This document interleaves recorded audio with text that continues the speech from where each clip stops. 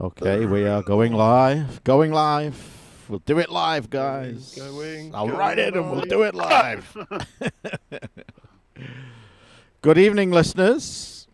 In about 7 seconds, the British IBM's there, and he's cooking his dinner. I know that. He's just told me. I see someone tried to join yesterday.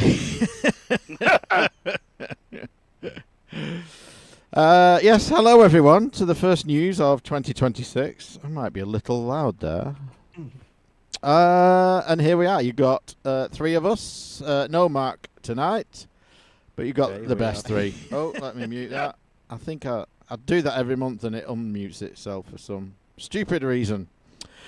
So I think we've got a couple of hours. I think Scott's working, so we'll stick around for a couple of hours. We've got, I think, over 100 news items. That's what you get for doing news early last month. So we will do the usual catch-up of what we've been up to and get into some news, and then we'll leave you in a couple of hours or so. I shall go first. So we've not done this since before Christmas, so quick Christmas update. I've got quite a bit to update, but I'll try and rattle through it fairly economically. Christmas Eve, all the family met up and we went out to there's like a little place. It's a few different buildings. They've got like antiques, resellers, cafes, that kind of thing. Just random collection of buildings. There's a caravan site next door. And over the Christmas period, Pete Waterman of Stock Aitken and Waterman fame, he is a mad train fanatic. He used to own the Flying Scotsman briefly, and he is part of a model train society, and he had the largest mobile exhibition in the UK. It was set up at this place, so we went over, took all the kids over, and it's amazing just looking at the level of detail in this model. I mean, he was showing us, so to make it more interesting for the kids who maybe don't want to just stare at electric trains for an hour or so, they got a tick sheet like go around the scenery and find 5 snowmen, or find a Christmas stocking, or find a robin sat on a fence or something. And we couldn't find the robins. Anyway, Pete Waterman was actually there on the day, so we got talking to him, and I said, where are these robins? The kids are looking for them. And he said, well, to scale, he told me what scale it was, like 1 to 32 or something. And so a robin, which is a tiny little garden bird, to scale on this model is 0.7 mil. So he showed me where one of them was. And so we spent the next, few minutes going around this thing, finding all the robins. So that was a fun day out. I've never met him before. I knew he was a train fanatic. So that was a decent Christmas Eve. Watched loads of Christmas movies, all the usuals. A lot of TV specials, Christmas special episodes, that kind of thing. For Christmas, I got a few little things after grandkids and stuff. I got the Atari beer glass that's been featured on news before. And I got the Atari decanter, which is shaped like the CX40 joystick, and you get a couple of glasses.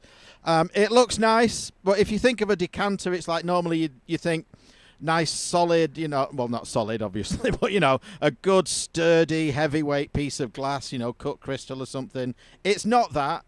It's fairly lightweight glass, but, it does what it says on the tin. It is a glass decanter in the shape of a joystick, and it's got, Atari logo on it. It does look nice, but you pick it up and you think, I thought it might have more heft to it, but got me one of those. Christmas Day, we went out for a curry.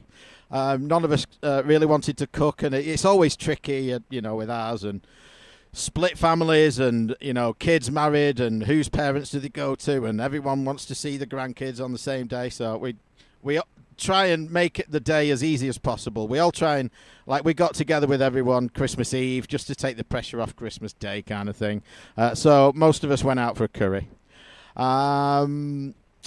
New Year, we went to the South Lakes in the caravan, my eldest daughter and the grandkids, us in our caravan, then in theirs. So just twatted around the South Lake district for a few days. That's probably about it for the Christmas period. Movies-wise, so Dave Chappelle has a new comedy special out. Avoid it, it's terrible. It's just him bitching and moaning. It's not funny.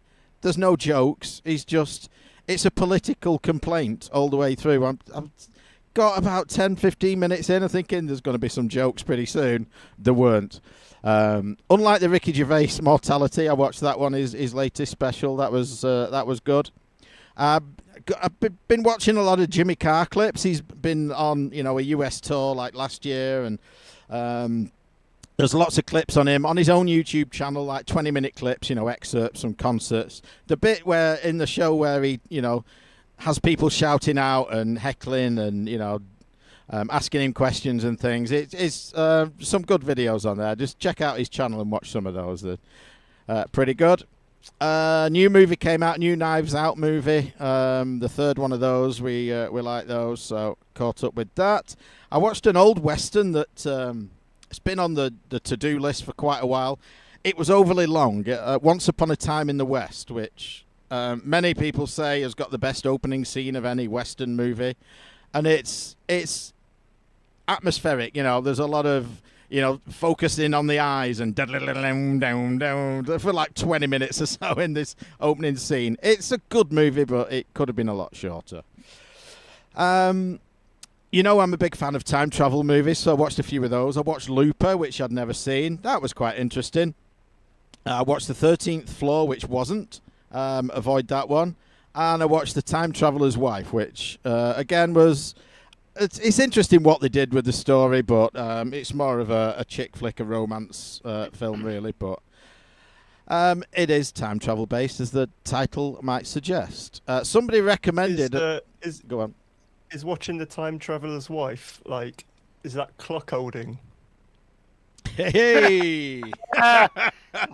So let me guess, he gets home. So when have you been with your friends? Yeah. Yeah. I mastered the art of time travel, and this is the shit I get. So someone told me about a show. I've heard from a few people now about the Lazarus You Project. said you're going to be home by 1855.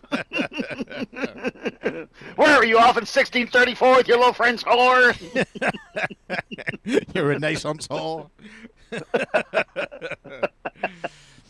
So a couple of people have told me about the Lazarus Project. One person said it's the best time travel, series you'll ever watch. It's really well done. But it's one you've got to sit and watch, You can't sort of do something else and have it on in the background. You really got to concentrate. Someone else said it started off well but went stupid. So I'm not sure what to make of that. I will give it a watch at some point, but haven't done yet. We watched Down Cemetery Road, which was quite interesting. Watched a little half-hour comedy that was quite interesting. You could watch it with your serious other. There's a bit in there for the men, bit in there for the women. It's called Mum. There's only a few of those little half-hour things. So that was good. Finished Season 5 of Stranger Things, which I suspect most people have who are into Stranger Things. It got a lot of shit. There was... the whole Will being gay was a load of nonsense. That just brought nothing to the story. Absolutely shoehorned in. No need for that. It was a lot of CGI, but it was always going to be. A lot of people complained about how bad the CGI was. Just shut up and get on with it. It's fine. It wasn't that bad. I like the way they kind of left. I won't spoil it in case anyone hasn't watched it, but it's nearly a month old now. But I like the way they kind of left some of the endings ambiguous. They finished off, clearly some of it and left some of it sort of unanswered. Kind of. So that was good. It would have been too cute to have them all, paired up as couples and everyone lived happily ever after. But I thought, you're just trying to bring a huge story like that to an end. It was way better than the Game of Thrones end. It wasn't as good as the Breaking Bad end. It's somewhere in between. I finished watching Inside Number 9. If you haven't watched that yet, I highly recommend it. And then another series of theirs by the same people, Psychoville. I watched that. That's kind of... It's not quite as mad as League of Gentlemen, but it is still pretty mad. I love Psychoville. Yeah, it's great. It is a good show.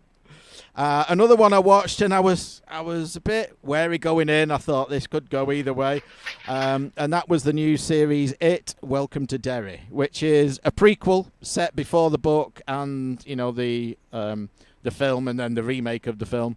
I really enjoyed it. I think it's very good. I think you should watch it. Pretty well done, and I'll probably be back for more. But yeah, it was good. I watched that a little. Kind of mixed results. The special effects and the VFX, all that stuff for like when they're in the car and that ugly baby pops out and all. Yeah. Yeah, okay. And that was a mad baby is opening. That's in like the first 10 minutes of the show. It was like, what the fuck? Yeah, it was a little. I don't know. I'm kind of mixed on it. I probably will watch it. I don't know. I wasn't wowed. It was just okay, but I also don't like Stephen King, so there's that. But Yeah, I like classic Stephen King books. I don't like Stephen King, but yeah, I really enjoyed the show. Book-wise, so I had an email last month, I think, maybe 6 weeks ago, something like that. A listener asking about Smoke and Mirrors audiobook. Is the one, and I said no, but I have thought about it from time to time. And I played around over the Christmas break and things with different software that will do text-to-speech, different AIs, and just none of them really nail it. Some of them have a good voice. No, some of them have a good voice, but they miss all the inflection and the pauses are in the wrong place and they mispronounce things. So if it's going to be done, it's going to have to be read. Wrong syllable. Yeah, exactly. Yeah, it mispronunciates the worms. Yeah, I'm not a fan of that. No, so I haven't found a lazy / automated solution for it. So I don't human or go home. Yeah, exactly. And I don't have the time to go human at the moment. If someone wants to do it for free and they have a good radio voice, hit me up, baby. I know certainly Ian would be. Hey,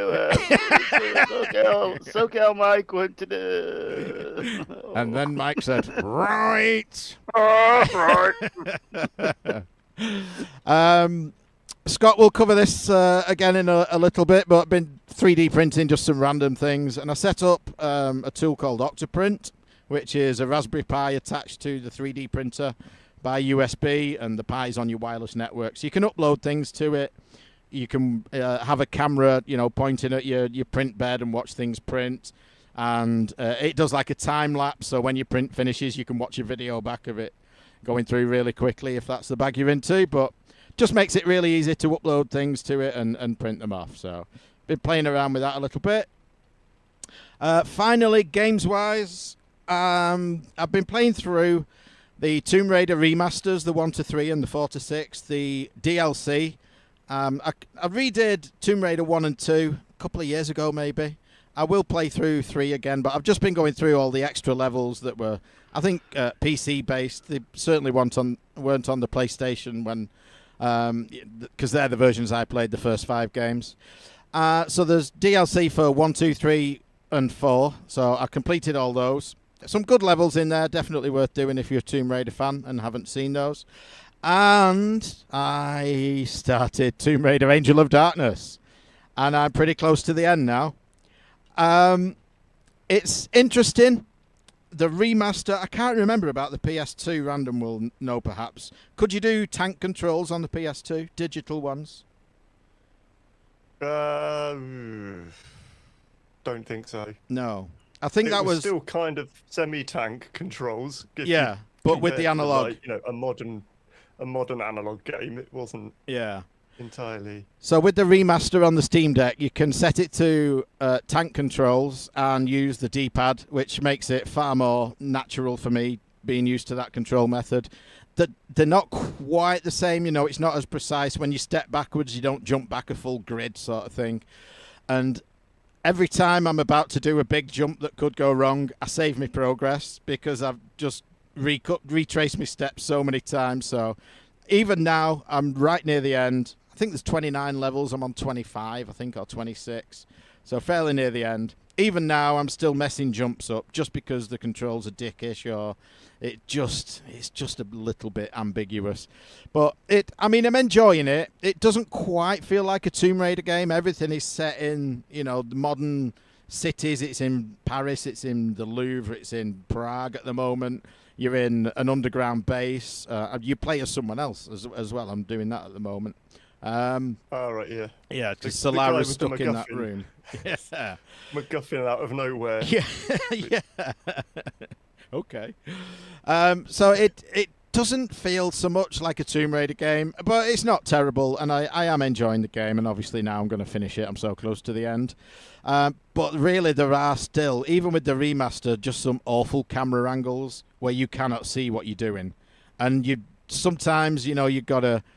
You're trying to look around, with the joystick. You're trying to, move a viewpoint around, and there's a wall in the way. And as she swings, like this wall that's behind her now is in front of the camera, and you can't get away from that. Sometimes you'll get on a platform and it'll zoom out and say, "Oh, look at this! All this wonderful scenery you're in," and it won't zoom in again until you've gone on to the next bit, and you're like, "I can't see what the fuck I'm doing." That's happened so many times. I think I've told this before, but I was having a tea break in the kitchen one time with when I was working in the industry, and I was chatting to someone about it, and it turned out they were partly responsible for programming the camera, and at one point the camera had physics, it was a physics object, so that you didn't go through walls and things like that, but it meant that you could lock it in cupboards and things that you're searching. So you could just lock the camera in the cupboard and walk off. Yeah, there is still some gremlins, knocking about the remaster, things like that, but obviously you can get through them with perseverance. So then after that, back on a Tomb Raider tip at the moment, so I've already played the next one, which is Legend. I completed that on the Xbox years ago, so it will be Anniversary next, and then Underworld. So that is my gaming for the moment. I'm also sort of partway through Super Metroid, maybe about halfway through that, so I'm kind of alternating the two of them. And there was something else that popped up as well. Can't remember off the top of my head, but that is my update for the month. What a fantastic update it was, Mike. I feel very updated. Why, thank you. Well, I don't think I have that much of an update, but I see we got RF Warriors in here under the pseudonym 880 megahertz, and I was thinking, what is so specific about that? I know there's some Wi-Fi associations. There's that was a landmark clock frequency to obtain with the Pentium or the K6, I think it was the 880 megahertz K6-3. I think that was the one with the Peltier cooling or the water cooling. So anyway, clever. So yeah, movies and TV, I guess.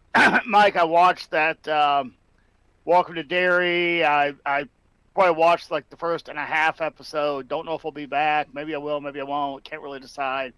There's a number of series like that where I started, and then I look at it 6 months later. I'm like, yeah, I'm just gonna delete that because I'm never gonna watch it.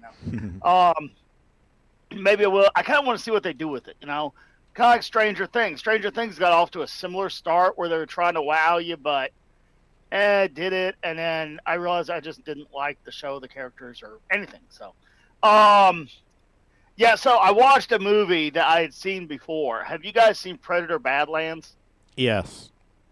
All right, so basically it's the same thing as The Lion King. You had Timon, Pumbaa, the meerkat, and then they went on a grand adventure, and Uncle Scar was there, only he was their dad, and then everything that the light touches was his, but don't go over there, and then he got in a spaceship, and he went over there, and then that was the end of it. And it was. Is there a Xenomorph or anything that gives you the fuck me eyes that Nala does? But, hey, come on. It's The Lion King, isn't it? I'd never thought about it like that, but I guess you could say that. I watched it. We're I talked. families. Whenever six critters get together, I talked about it last month, and I said I couldn't decide whether it sucked or not, but I thought it did. but that was one of the most like.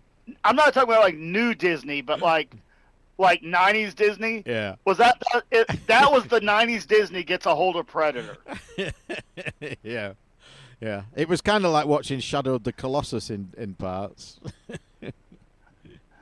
What happened to your fang? I lost it at fighting a big monster.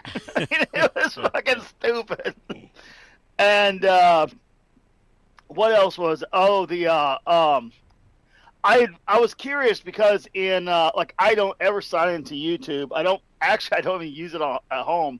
But you're at work. It's 2 a.m. Nothing's going on. You want to check out something on YouTube, see some restoration or something, and I noticed there's a ton of in any because I just launched the browser blank, and then so it builds an algorithm for that day, and then I delete it. So I noticed that it just kept suggesting Falling Skies picks, little clips. And I was like, why the hell is this? I mean, great. It was a good series, but why now? So I just did a little quick search, and he's like, oh, that's why. So I guess Netflix got a hold of Falling Skies, and then it had kind of a second resurgence. Then I thought, oh, that means there's going to be nice, good 4K downloads available. And there were. So if you haven't seen Falling Skies, if you missed that when it was out, great sci-fi series, one of the better ones I've seen. Good score, good VFX, good script. The whole basic premise is that aliens invade the Earth, and there's no plucky F-18 pilot that drops one bomb that magically destroys an alien fleet. No, basically the aliens knocked the shit out of the Earth, and they dropped off an occupational force, and their motherships head away, presumably to get more. And the humans there on Earth are fighting the aliens. So, damn good series. It was about 4 or 5 seasons long. The one complaint about it is at the ending, and it's a 15-year-old show at this point, so I can't exactly spoiler it. But if you haven't seen it, I won't give away the ending because then But the gist of it is, it was a great show. It's kind of like The Sopranos, I think, where somebody came to them and said, "Hey guys, look, we're not going to get to write season 6 and 7 the way we wanted. We're just going to shut her down here. So go ahead and wrap it up nice and tidy." And the writer's like, "Motherfucker, got 2 fucking kids in college. And my fucking mortgage just went up because the rates in California, and you're gonna I'm out of fuck you. I'll write you a fucking ending." And off they went. And it was just the giantest middle finger to make sure that thing was dead forever, So I think that remember the ending of The Sopranos? You got to watch Meadow Soprano park a car for 10 minutes, and that was it. This was not all that dissimilar in that the ending was kind of like, oh, you get butterflies and caterpillars, And I really think it was just angry writers that were out of a job wreaking revenge for cutting their paycheck. So, but up until that last episode, it's really good. So don't expect a great ending, but it is a great series. Did you watch the Terminator Zero, the animated one? Since Christmas, so everything was great with that. I got my pie, custom pie set up, the Santa box. So basically, whenever it picked up that my phone had joined the home network, it would go ahead and then just launch and play the playlist. So I had music videos from all the greats, Sinatra, the whole Bowie and David Bowie and Bing Crosby stuff, all of T-Rex's Christmas stuff, Slade, of course, all the rock Christmas stuff. And then one of my favorite cover bands, Broken Peach. There's an amazing cover band out of Spain. They do the best Christmas music. Nobody does it better than them. So I had all the Broken Peach live and concert stuff on there. Just a great rotating mix. So whenever, by the time you got through the front door of the house, it was already playing Christmas videos for me. So that went really well. Got the train layout done. So for the train, I like to do a Christmas train. So I started off with the Polar Express. And the one mistake I made is that there's an analog and digital. This is true of all modern trains. You got analog and digital, right? The digital, as they sell it, comes with this wonky, like Bluetooth, like it looks like an old person's remote. Like, hey, my vision's not so good. Channel up, channel down. You know, one of those oversized button remotes. And it's got like all these built-in goofy sounds. And the train, the newer one, isn't quite as good as the old one. So I bought the old one. The one difference, though, is the analog. You get the train and the power supply and track, which is unusable. So you go and get good track. The only problem is with the analog ones, you can't get really slow. If you get too slow and there's any one spot in the track where the voltage is a little lower, even if you run feed lines to every section, it'll slow down or it'll stall. You can only get the train so slow due to, of course, the low torque of that motor at that speed and all. So when you look at the guys that run digital and the train's moving like at a crawling pace, and you can make a lot more of the layout, really wish I had just gone digital. But then I look at, okay, so I'll convert the train to digital. So you look at Lionel's digital board and then the controller. It's like $800 for that, just to make the train go 20% slower. I don't know if I want to do that. It doesn't really seem the juice is worth the squeeze. So, but I printed a lot of good buildings. I put some pictures of those up in our GroupMe chat. Not GroupMe, what do we use? Discord. Discord, yeah. So I put that up in Discord, and I did a Blockbuster video. I did a retro Subaru, and it was just full of like 70s and 80s Subarus that were in the background. That went really well. And then, I used just a big sheet of padding for sewing. It's about 10 mil thick and good size. So that made like a nice base for the village and all. I did In-N-Out burger and a water tank and just a whole bunch of neat things. So all those were 3D printed. The only non-3D printed in the display was I have a movie theater and a train station that had lights in it that I picked up a few years ago. So anyway, it's about 75% 3D printed and about 25% off the shelf stuff. Got to figure out what I want to do. Do I really want to go digital or do I want to just stay analog? I don't know. Got to figure that one out. So Christmas ends and, it's time to take all the Christmas stuff down. So I get the tree boxed away, ornaments, all that. And I've been working on a new slot car layout. So I've been buying the cars for years. Like the 1/32 scale is kind of my favorite. They're just a nice size car with a lot of detail. The 1/24, which is the next big, the smaller the number, the bigger the size. So, because eventually you're headed to 1:1, which is full scale. So the 1/32 and 1/24 scale are both really good size cars, and they run on the same track. The only difference is with the 1/24, you need around the corners, you need these extensions called shoulders that snap on and give you, basically it makes the whole track wider. So, groove is the same. So I got the track set up, and first I laid the track out on the ground, and there's some parts that go over other parts that are elevated.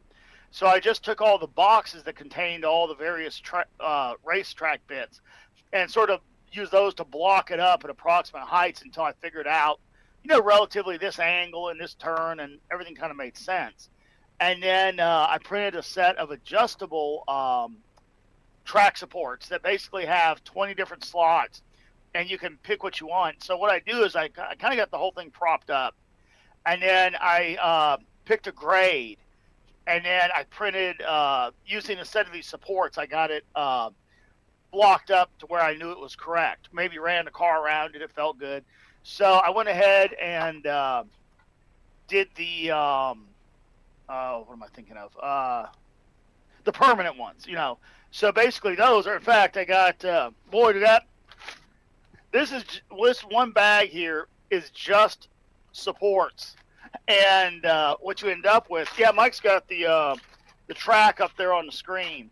So what you're looking at is there's a ground loop, and the start, if you look at dead center and look straight up, you'll see a little bow, like a little arch. That's where the cars start at. That's the start light, right? So the cars come out of that, go around the grandstand. That's what that big white thing is. They come up that ramp, go around the ramp, around that press box, which looks oddly like a toilet seat, and then it goes back around the loop, comes at you. That's a fuel lane you're seeing in the left that bumps out. So it does simulate fuel. So let's say you set a 12-lap race and then 7 laps of fuel. You're going to have to pit, and you're going to have to pit by 7, but not earlier than like 6 or 4, whatever it would be, 5, I don't know. But anyway, you can't pit too early, you can't pit too late. You got to do some strategy. There's 2 lane changes in it. In the very center, if you look, you'll see these 2 spires. That is the core of the suspension bridge, hanging bridge. So I've got that is in the works. I still got to finish that up. But if you look around it, you'll see all these little columns. That is basically these. And let's see here. So they come in different heights, right? So you got like tall ones, short ones, and then all of them have this cap that fits on, and that cap goes into the track. So I can print just dozens and dozens of supports. And any place where it needs a little extra bracing, you can do these under track, girders, and everything is using that Carrera plug system. So that worked out good. I've been printing. This is just to get ahead. I got 3 bags of this printed. These are tire wall holders. So they butt up like that, and then those prongs hold tires. And the tires, I got to print all those still. So I got to print a couple hundred TPU tires. And if you know the speed that TPU prints at, that's going to take a while. All the rest is just details. Anyway, so I got that going.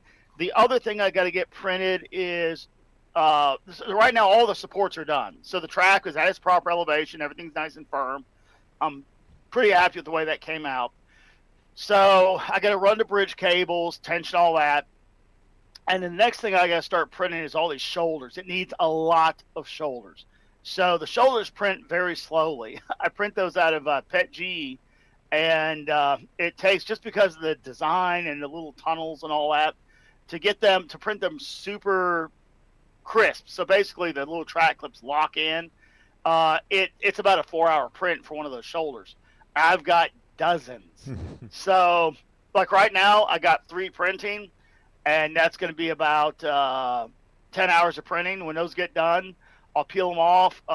When I get home tomorrow, I'll hit go and print 3 more. And eventually I'll have all the shoulders. And of course there's different radiuses, so there's many different shoulders out there. But once I get all the shoulders printed, there's a couple other things. There's just other details I got to do. Some electronic stuff for it, but it's coming together. Even the if you look on top of the press box there's a helicopter. Now this one RC helicopter I had happened to be exactly 1/32 scale, and it's so gyro stabilized. You can actually, with one hand, you can take the thing. It flies like a drone, really. You can take the thing off the roof of the press box and run it around and have the camera feed go up to the TV. So I got my own race chopper too. So anyway, it's going really well, and so are all it's these a fun bits off? project. I'll Have you elaborate on downloaded some more these? of it in Have you the made them? flashback, and that's about it for me for the last little bit. Rando, what have you been up to? Have you downloaded all these designs? Have you made them? Mixture. Okay, so good question. Sorry there, Rando. Just a sec here. Right. So those little supports I showed you in the tire wall, pre-canned, ready to go, as well as those rack systems for doing the car towers. All those were designs that were on either Thingiverse or printables and all that. The suspension bridge, interesting thing is my German has gotten, like, I don't have anybody to speak with, right? I used to be native level. Like, I could walk around in town and, Darmstadt and talk to people, and maybe they didn't know exactly where I was from in Germany, but they didn't think I was American. My German was on point. I got nobody to speak with over, decades. It just degrades into like, me, Scott, how you do? So I saw this little remark. I was reading that. My reading, my German comprehension, listening and reading is still pretty good. But I kind of skimmed it. I was like, okay, didn't print the next part. Well, okay, whatever, And so I print out a couple of the parts, and none of it fits, like none of it. And I thought, what the hell? So I go back and I actually start reading the comments in detail. I'm like, oh, the guy said I tried to print your parts and they don't fit, so I stopped there. I'm like, all right. So I thought, well, shit, I like this bridge, and it looks great. He obviously got a working version. So I think what happened is he had different iterations of it, and he ended up posting a mismatch of iterations, right? So I messaged him and said, hey, I'm going to fix this. Do you mind if I posted the fixed pieces? And he was like, yeah, sure, please. Thanks. That's helpful. So I go ahead and so I basically redesigned the bridge. His idea, I just made the parts, instead of it being like 50 by 42 millimeters, I made it 50 by 50, so it actually fit inside the other piece. So, and then some of it was like the stone supports for the drawbridge, for the other bridge, which has yet to go on. A lot of the car stuff, some of the shoulders that they didn't have the right ones. So yeah, it's a mixture of pre-canned designs that others have already done, and then a few I had to do myself when the problem I had to solve wasn't solved. Now, one problem I will mention that looked really ugly was the which part was it? There's this upper right-hand corner. And the track, there's a second layer of the track above the first layer for an extended period of time in a corner. So you can't use, like, the side supports come up and do that, right? So if there's a track under it, you can't do that. So it will tolerate, like, gaps and supports because it gets pretty rigid, especially when the rest of it's supported. But it wasn't that. It was just too much. Like, a car went over it, it would flex. It wasn't going to work. So I was thinking of all these complicated, like offset Ys to come up and brace, like, I don't know, like that or something. But in the end, I just went in the middle of it. I glued on that little ball joint top hat. I glued one of those to the underside of the track and then put one of those columns and locked it in. Job done. The track supported in the center. So it couldn't have been more rigid. So that worked out really well. But yeah, it's a mixture of parts. Brando? Yeah, I'm not entirely sure where the last few months have gone, to be honest. I don't think we're watching anything terribly interesting or have watched. Well, Mike, you brought up Timeless with me the other day, and we'd watched the first episode at the point where you brought it up, just, completely unrelated. But then we carried on with it, or have been carrying on with it.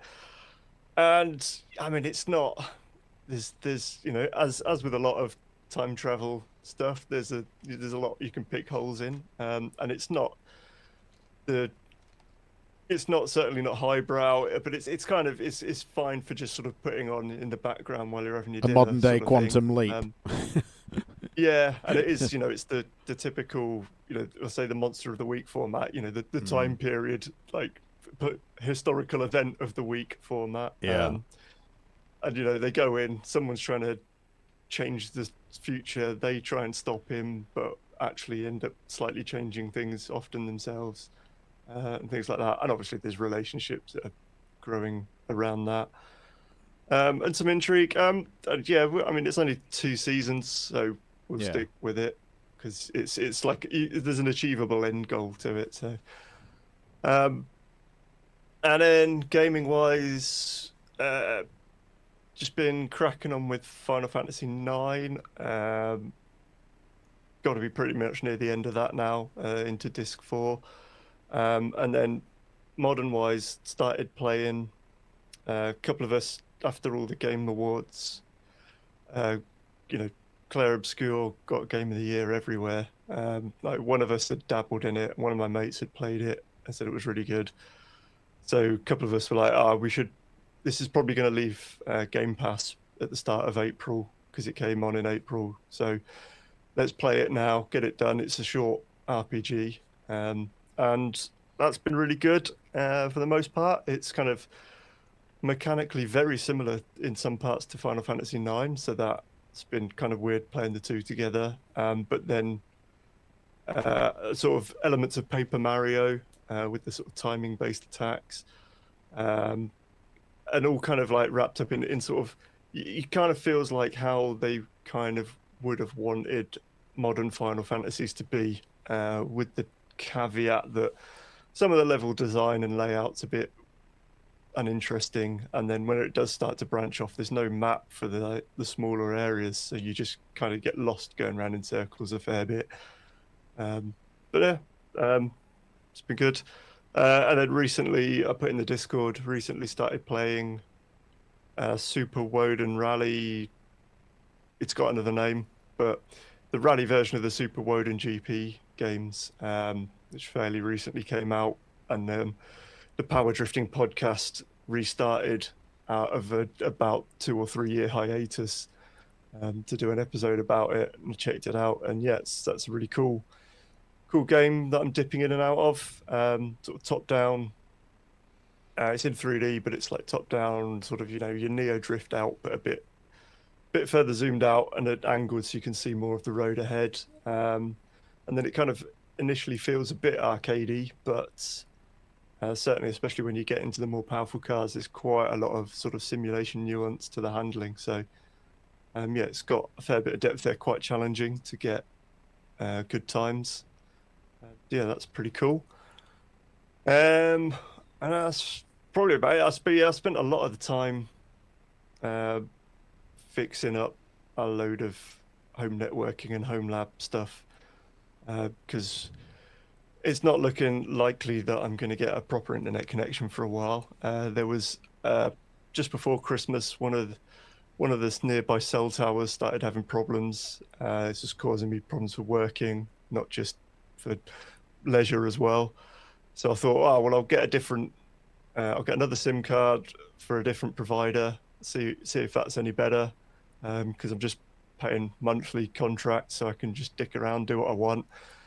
And got that. I was like, it's not as fast potentially at peak speeds, but it's more stable, so this is better at the moment. And then I suddenly thought, hang on a minute, why don't I just use both of them and then multi-WAN this and load balance it? So I started to set all that up. So that's been quite fun, because then I've got a redundancy for one of them's being a twat, but then also like it's a strange thing. It's like from when I went from like fiber to the cabinet, and then the last hop was like pretty shitty copper cables. Going from that to gigabit fiber to the home, like the difference in sort of responsiveness of websites, that same sort of difference was like it was similar to that, going from like the 1 4G connection to the 2 4G connections, because websites now have, you're sending thousands of small tiny packets like back and forth. It's not like one big continuous thing. So if you can split that over 2 connections, everything suddenly just like is so much more responsive. It's like this is quite nice. So yeah, that's been good fun. And then yeah, got a few new services set up on my NAS. Went to a new version of Nextcloud. Sorted out. Started investigating Cloudflare's tunneling for reverse proxy stuff. Really enjoyed how that works. So set that up with everything, and then rebirthed my music streaming server. That works really nicely with, like, there's tons of phone apps that will work with that server standard. And what else have I done? I used to use a WireGuard VPN that I set up when I had a static IP, and that was really good for connecting to the house from elsewhere and having my Pi-hole sort of, follow me around the world, whether I'm on my phone or at the in-laws and so whatnot. That obviously is no good to me, but I dipped into Tailscale, and that is great. Not so happy, you're sort of relying on someone else's sort of ultimately their service, but very easy to set up, very easy to sort of run it as, like, so you connect to it, and then everything can talk to each other that's on the Tailscale sort of connection that you've set up. But then you can easily like assign one or more machines in your house to then BXit nodes, so you can then essentially use it as a traditional VPN, but also, your whatever's connected to that exit node just behaves as if it's on the home network. So yeah, that's been a really good replacement for that solution. Yeah, it's just messing about with things like that. Set up another Linux server just to mess around with Fedora, because I've been mostly a Debian house for a while. I need to sort of get more Red Hat-ish knowledge to help me for work. That sort of add a few things that I didn't really like about that, but I'm getting there. I used Fedora forever, and it's funny because you get on a distro, right?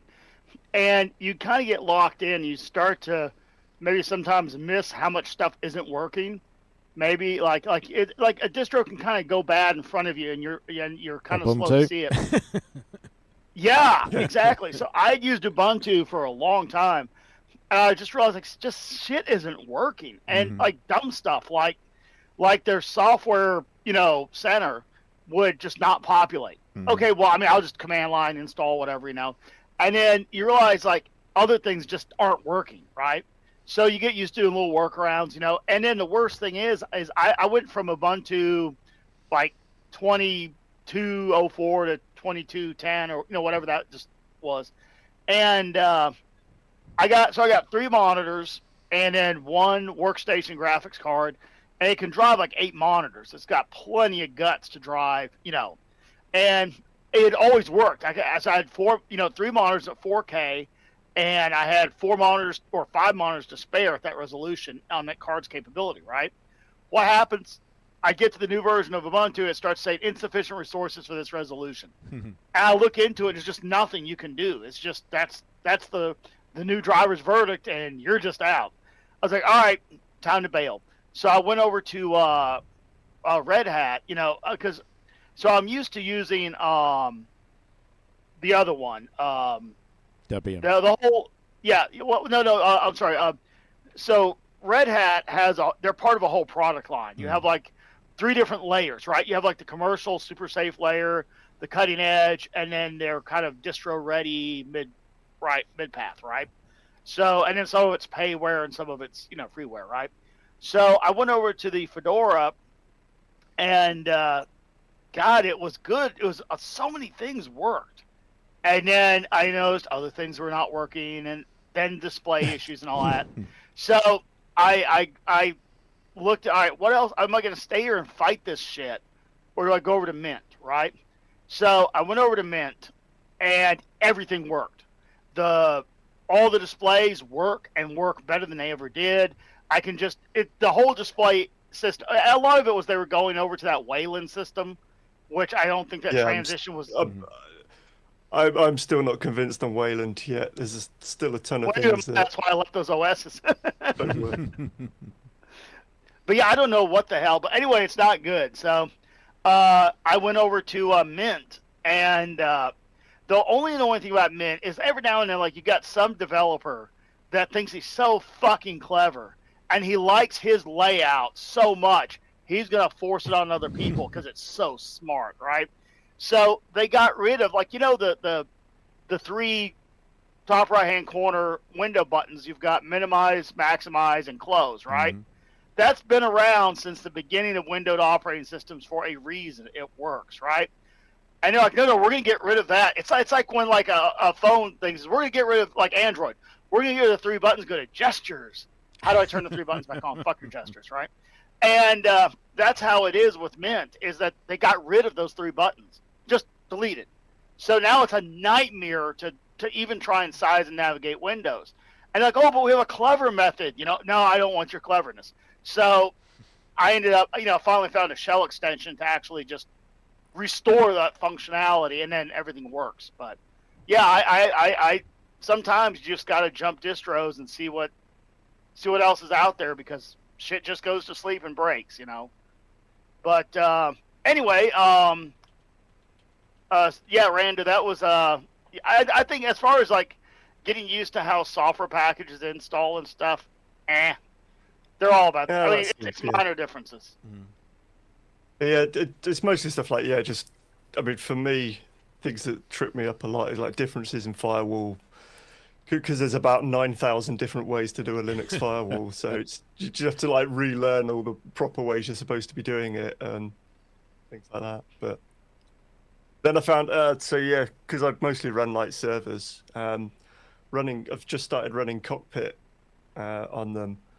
And that's been fantastic because from there you can manage all your virtual machines, like even create new ones on there. You could find out all sorts of system stats. You could do all your Docker container management, and you could easily edit firewall rules no matter what your firewall is. And it's just a nice, easy web interface, and it's the same across any distro. It looks the same and works the same. So, yeah, that's been a bit of a revelation the last few weeks. Cool. So, real quick, impromptu micro hardware flashback.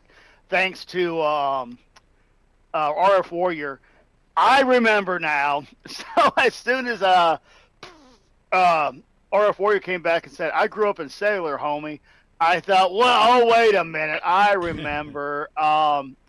So 869 to 894 megahertz, also known as the 880 megahertz band, was the old analog cellular, right? And so PSN, was it before? for you guys, yeah. For us, it was we had a different whole. In the early days, European cell phones and U.S. cell phones, completely different, sort of design philosophies, but similar because the ITU and all that shit, similar, but frequency bands. But anyway, it's all gone today. But the U.S. government went to great lengths to secure those bands from unauthorized listening, right? Their main weapon in doing this was preventing the sale of scanners that could receive that frequency range, right? So the first batch of rounds was they would have, like, say, like Radio Shack or Bearcat or whoever, Uniden. They would, obviously all this stuff was made at the time, principally Korea, but they would make these scanners, and they would say, okay, for the world market, because they don't have these restrictions elsewhere, for the world market, it receives continuous coverage from 180 megahertz to 1.5 gigahertz, right? Just continuous coverage. And for the U.S. market, it has all these restricted bands that you can't listen to, right? So there would be just a circuit trace that would identify whether it was a U.S. or world market scanner. So all you would do is remove four covers, take a X-Acto knife, cut that trace, or solder it, depending on which way they did it, and then power the scanner back on, and it restored full function. So the U.S. government came down and said, no, that's insufficient. We meant make it so they really can't listen to this, stuff. All right. So they actually did all of that internal on a CPU and then glop topped it, right? So it's got this blob of resin that the naked chip is basically covered in resin, and those can be defeated more so nowadays than back then. But you still got to get all the resin off down to the silicon, and then maybe expose traces and jumper traces. And those traces are human hair thin, so you're trying to dig a human hair out of a chunk of epoxy, right? Just a nightmare scenario, so very, very tough stuff to do. So one of the ways that this was overcome is you had, say, 4 different tuners, right? Then one control chip. The control chip would use a voltage-controlled oscillator, and it would engage, depending on what band you tune to, it would engage different tuners, right? So what we did is we put in a toggle switch and then simply reroute that VCO signal to the correct tuner. So if 400 to, I'm oversimplifying here, but let's say 400 to 600 megahertz had no restrictions, right? You would remap the 700 to 900 megahertz band, so your scanner would still display, 4 or 500 something megahertz, but it was really, 8 or 9 or 7 or 9 or whatever. So, and let's say you were displaying 440, you knew it was 880, right? And it was very simple to deal with. So you would flip the switch and then tune to 440, and so you would set 469 to 596, and then scan that band, and then you could listen to what they didn't want you to listen to. So that's why I remember the 880 megahertz. That's what it was, and it makes sense now that he says cellular homie. So yeah, I wonder how many of our listeners are out there playing with scanners and the old. I remember when the cordless handsets first came along, they were at 27 megahertz or 49 megahertz, and those were exceptionally easy to tune into, and just because there's always somebody near you, quite a laugh to find out what people were up to. So anyway, that was the good old days. So I guess we're ready to do some news, aren't we? Yes, we should. I think we are. We've got around 100 in here, so we'll try and pick some high points, maybe carry some over. Gareth Hamer, as usual, has absolutely smashed it, as has Peter Gibbs. I think those two are the winningest news submitters this month. Send your news to news@retrogamingroundup.com, and we will talk about it at some point. So first one from Gareth Hamer is one of two Banjo-Kazooie stories this month, I think. This one is a new built-in Banjo-Kazooie game, a fan project that is hidden inside Sony's abandoned game maker. And one, I think, came in, was it today? Was it you, Random, that sent it? I don't think it was today, but it was very recently. Monday. So yeah, I can cover that now quickly. Yeah. So yeah, there's a lot of, you'll have heard of us talking about them, recompilation projects for Nintendo 64 games. I played through Majora's Mask on that one, which was very good. Played that on my Steam Deck, and yeah, at the start of the week, which was yesterday. It's very strange doing this on a Tuesday. I know. It's thrown me a couple of times. So yeah, they've released the Banjo-Kazooie recompilation, which of course works on a Steam Deck as well, but any other operating system essentially, and has all the the nice modern features like widescreen support natively and things like that, and I think unlocked frame rates, and by all accounts works very well. So if you were planning on playing Banjo-Kazooie, that's probably the way to do it. Yeah. Got one here from Alan Hegedus. Go ahead, Rando. Oh no, you go. All right, this one here from Alan Hegedus. My Intellivision Sprint arrived a few days early. I'm impressed. Controller feels authentic. Side buttons are nice. Very easy to set up, and the user interface is nice. The only thing I didn't try was side loading additional games. No regrets here, Alan. Well, Alan, do us a favor.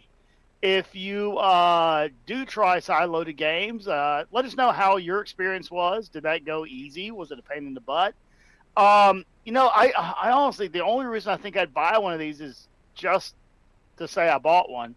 I do have, and the thing is, like with the I'm looking at it right here, the 2014 plug and play one was, that was, Keith and Emily's, blood, sweat, and tears, and signed and handed over. That means a lot to me. The new Sprint one, which plays the same games, yeah, it's HDMI, but I could play those on the Pi or Retro Pi. I don't know. I just don't know if I'm going to get one. I am excited still for the Amico. Mini Vectrex and the Amiga. We'll see how that goes. What's up, buddy? Oh, I said Amico. that reminds me. Oh, that's happening. Yeah, something that did happen over the last couple of month or so. So I've joined the potentially Kickstarter scam club with Sparkle. Some like Spoons. fridge magnet e-ink, color e-ink picture frame things. We'll see if they ever materialize. But then I also, after lots of back and forth and I'm in an R-ing, put in an order for the next batch of the Superstation 1, which is the FPGA PS1 console that's essentially just a very cheap Mister. But I was looking at, because there's the Mr. Pi, which is the cheap like Mister hardware. But to then get analog output and stuff like that to use on a CRT, it's a bit of work and a bit more expense. Whereas the SuperStation comes all in one with component, composite, and HDMI and everything that you need. So yeah, hopefully that'll turn up at some point as well. Would be good. Speaking of Amico, which I just did, most of us will probably have got an email update for New Year. There's a bit in it. I'm trying to scan through it to read. So they talk about some of the games that are either out on other platforms by them or coming. There was one bit where it mentioned they were trying to source funding. And I'm like, motherfuckers, how much funding have you had? And how likely are you to get more? Like, fuck off, seriously. I'm sorry. I was looking at an email here that I was trying to make sense of, and I did, and I was very curious what they did, but I kind of missed the gist of everything you said. Did I hear correctly? Because maybe my Bluetooth is like gone brown or something. I don't know. Maybe something's up here. Did you say the Amico folks are asking for more money? Not directly, but one of their updates in the email. I'm just trying to scan through it to find it again. I can't see it. It's a big, long email, as they usually are. And it says that they are sourcing funding. Not revenue, funding. They use the word funding somewhere. Let's try and search for funding. What happened to all the funding you got? That would be my question. That didn't search for funding. It tried to send an email to funding. Yeah, So so we their spend it on- phases. 2 years ago, we shared our phased plan to bring Amico hardware to market. Here's where we stand today. Phase 1, establishing Yes. revenue through software. Phase 2, working toward Amico hardware controllers that you had years ago. Phase 3, Amico console. Once we successfully bring Amico controllers to market, our focus will turn to the console. Like, I mean, is this just bullshit that they have to go through to stay in business? Or are they seriously thinking, no, there's a console coming, dudes? This Won't has be long got now. to be some. This has got to be some elaborate legal, rightfully deserved hell. I hope. That like I hope they had a meeting where I can picture somebody sitting there in his tracksuit and another guy in his t-shirt, so we can just walk away after this today, right? Well, boys, no. I hate to tell you, you got two options here. You go to jail for fraud, or you try to ride this thing out and make it look legit. Yeah. So the next 2 years, we have to pretend to make a console. And you got to pretend hard, boys, or you're going to jail. Jesus. Oh, If dear. I can steal a thought from Ian Ferguson, I'd buy that lawyer a sandwich.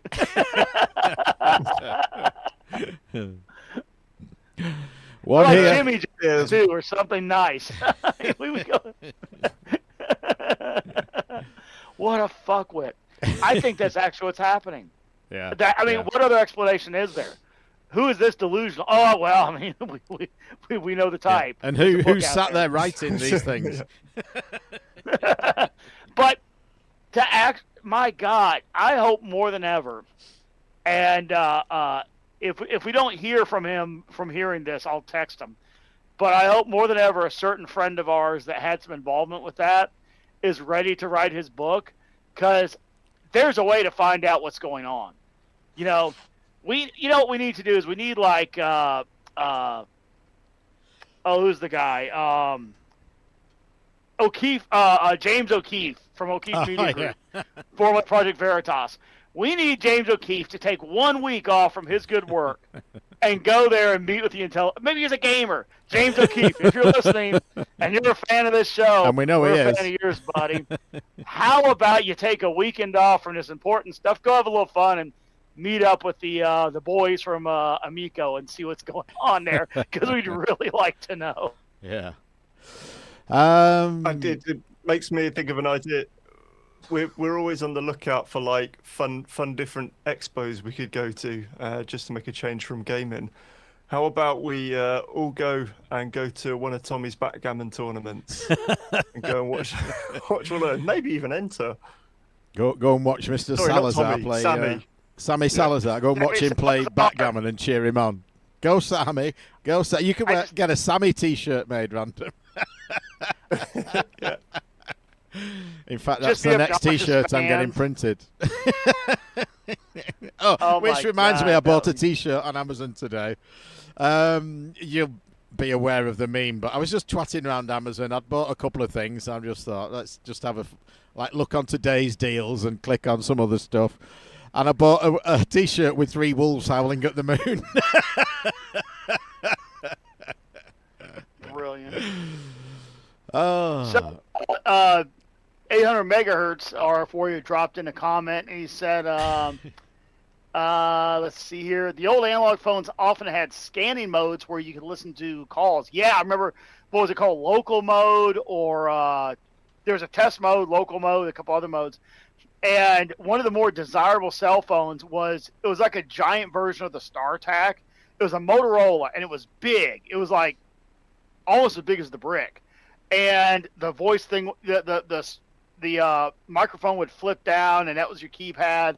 And they were pretty big. They were like I said, a giant StarTAC. And you could reflash the EEPROM on that, and you could program in channel numbers and frequencies and listen. But the other cool thing is it had the ability to reprogram the ESN, electronic serial number, the precursor of the IMEI. IMEI, thank you. EIO. But the ESN was the precursor to the IMEI. But yeah, so it was pretty cool. You could go in there and type in a different ESN and then make a bunch of calls to the network.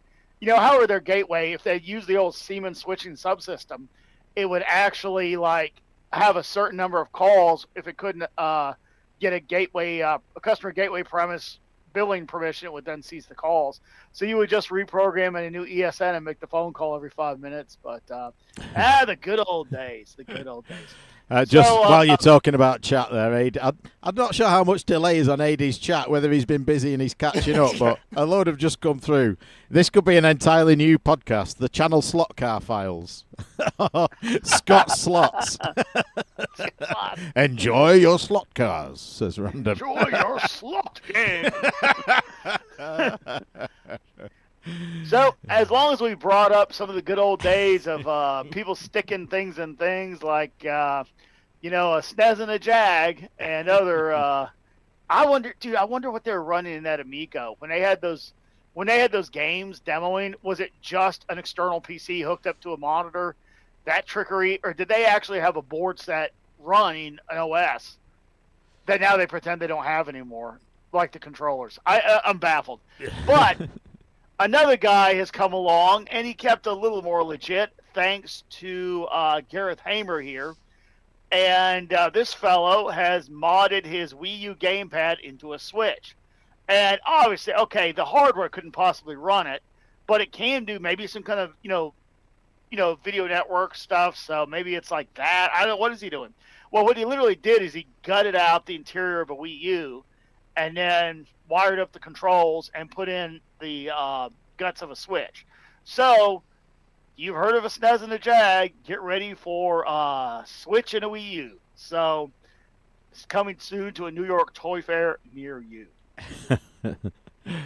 Peter Gibbs sends us one, and his email subject lines are amusing this month. Not that they never are, but jumped out at me this month. Maybe because he sent so many. Bloody stupid article, he says. And this is another one of those 10 classic SNES games that are unplayable today, or that I don't like, or whatever. Mario Paint, yeah, nobody has a mouse anymore, probably. Star Fox looks horrendous. Yoshi's Safari, has anyone still got the Super Scope? Maybe a few people, but yes. It is another bloody stupid article. But thank you for it anyway. Gareth Hamer had me a bit worried. Caught my eye first because it was mentioning Quake 2 RTX. And then noticed it was saying that NVIDIA have discontinued Quake 2 RTX. I was a bit sad about that because I'm rather partial to it. But fortunately, it's not going off Steam quite yet, so you can still get it for free as long as you've got the hardware to run it. But the news is that they've discontinued any more work on it on their GitHub, as it was open source, and it's been archived. But I mean, I thought it was at a fairly suitable point anyway, and didn't need maybe too much work. But I guess maybe as hardware improves, they could have done more stuff with it. But yes, good reminder. Play it Quake 2 RTX if you have a modern graphics card. Got one here from, it's another Gareth Hamer, and it's pretty, that's on this monitor, that monitor. I moved my monitor, so now everything's in a different spot. So, yes, here it is. So the scratch-built portable Commodore 64. Now this is interesting. It says this scratch-built period-correct Commodore 64 is a love letter to the alternate Commodore history. Okay, a guy named Noki put together this thing. Now, I have not seen this thing anywhere else. I've not seen it shown up on YouTube or anything. And here's a link to it on YouTube. And it is a laptop Commodore 64 that I have to say, guys, take a look at this one. It's the one entitled This Scratch Built Period Correct. I think period correct is maybe the best description possible. This thing looks like it absolutely could have been made. Not a color LCD this bright per se. Let's say with something, maybe a plasma or, maybe a smaller color LCD, a bigger expense. I don't know. Probably black and white LCD or green mnemonic. Anyway, how great would like a blue scale pneumatic display be? Anyway, really cool. It looks like it's a Pi running the Amiga, you could run the Amiga emulator, but and if you look at the size of it, it's a big sucker, but it's all 3D printed. It said it took something like how many hours to do just the keycaps, so it's not something that you could just put together from parts yourself. This is a significant effort. I don't even know if he shared the STLs, but what a great looking outcome there, Noki. Congratulations on that. That's absolutely cool. It's very, very cool. Yeah. I now and again dip into a subreddit called Writer Deck where it's like cyber decks that people make, but just purely for distraction free writing. So they're essentially they're building their own electronic typewriter that, Amstrad would sell you in the late 80s, early 90s. But yeah, this that's what Windows will drive you well to. at home in there. Yeah. There's another Commodore one. An enthusiast modder stuffs an entire gaming PC inside a gutted Commodore PET. Replace the screen with an iPad Retina LCD, but the original keyboard still works. Not sure why would you need an iPad rather than some other screen, but anyway, he chose to use an iPad. Displays are pretty popular to harvest. They you can get like an external controller for them. Because you think of what you can get, one of those iPads that sold originally with one of those displays was, now, excuse me, now it's a cheap, attainable piece, so. All right, got one here from, Mr. Random of Dave, multiple Lankies. Get statistical about your pet with this cat tracking dashboard. Let's see what the cat tracking dashboard. His weight. Let's see. So it's an e-paper display driven by an ESP32. I suppose you could put any stats you want in there. Workout stats, weight stats, whatever you want. That is pretty cool. I like these new e-papers, though. Whatever you tell the data. Yeah, I keep you could want to do something with one. Another one I sent in, which this is a guy who has built his own. We've all played open world games and driving games where you've got a mini map in the corner. He built with a circular display, custom graphics, and his own little. I think it's just something fairly simple, electronics-wise, that's just got a GPS and then correlates that to his stylized map. Put it in a nice little package and put it on his dashboard, and he's got an actual like video game style mini map while he's driving around in his car. Yeah, kind of pointless, but kind of cool. If I didn't have 300 other projects similar to this on the back burner, maybe I'd make one. A couple of Doom ones. One from Random Dave that doesn't work anymore. Doom Scroll, Excellent. which is lots and lots, maybe even all the historic Doom WODs you can play in your browser. The link is currently dead. It may come back. And this one from Gareth Hamer. The experiment to train rats to play Doom reaches a new level. Rats can now shoot enemies. They look at a wraparound AMOLED screen, providing a virtual environment for them. So rats are getting better at Doom, so that's good. Gareth Hamer has sent in. I don't know whether this is confirmed yet, or just still sort of rumours and leaks, and it's been talked about for a while, that surely this is where they're going to go, but allegedly the next Resident Evil remakes are Code Veronica next year, and Resident Evil 0 the following year after that. I am quite looking forward to Resident Evil 9. It's looking like it's shaping up to be quite an interesting one, sort of blending a bit of the Resident Evil 7 and 8 slower paced, but sort of very tense horror style, with then also with the Resident Evil 4, especially sort of the 4 remake action style, and it sort of flips between the two. So yeah, be interesting. Although I've still not played 8 yet, and that was on my list to do until I started playing other things. So we shall see what happens there. Are they ever going to redo 5? Do you think they'll bother? I don't know. I'd started 5, played it a bit in co-op with Neil, played it a bit on my own, didn't like it. Tried 6. I don't know if they're still on my shelf over there, actually. I've got them on, is it PC or PS3? I can't remember. Anyway, I tried 6, wasn't mad on that either. It's not a very good one. No. So I've But not been back to it since. But I also still haven't completed Code Veronica and 0. So I'm going to do those at some point. Not done either of those either. I did. What's the one that starts on the train? Is that 0? I think it is. I started that on GameCube, I think, and then I got to I think it's the second disc, or it might be the second level.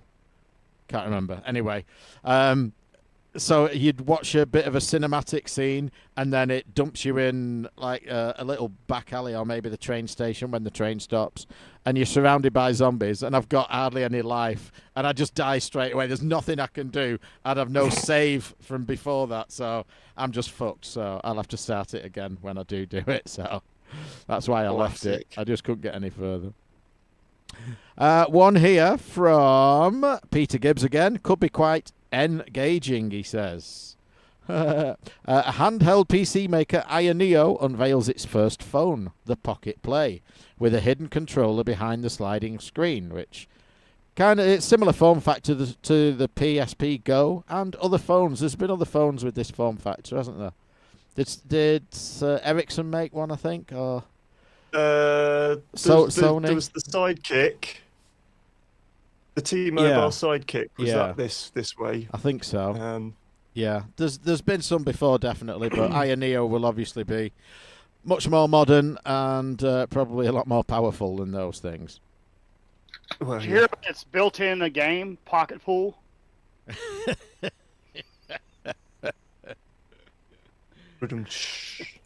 Sorry about that. I had a little alert.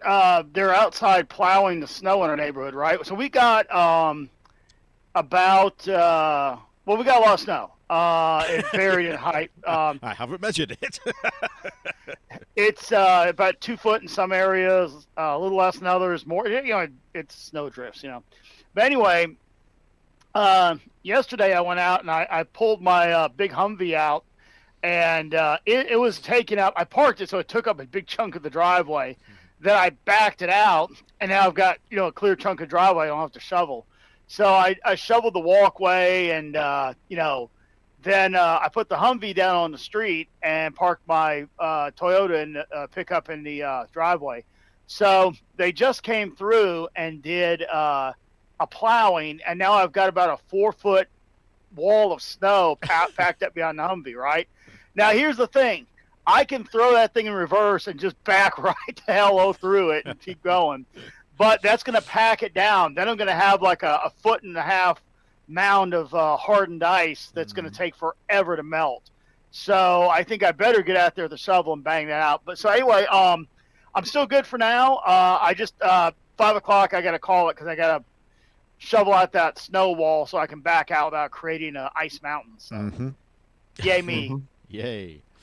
Yeah, we got snowed like for real. That was pretty impressive. Yeah. We had a storm. It wasn't snow, but wind and rain caused quite a bit of damage, flooding and that kind of thing. Hopefully we get a bit of snow and have to stay home, but we shall see. I saw some chat. I think I saw some chat in the Discord about Sega Channel. Did it get covered last?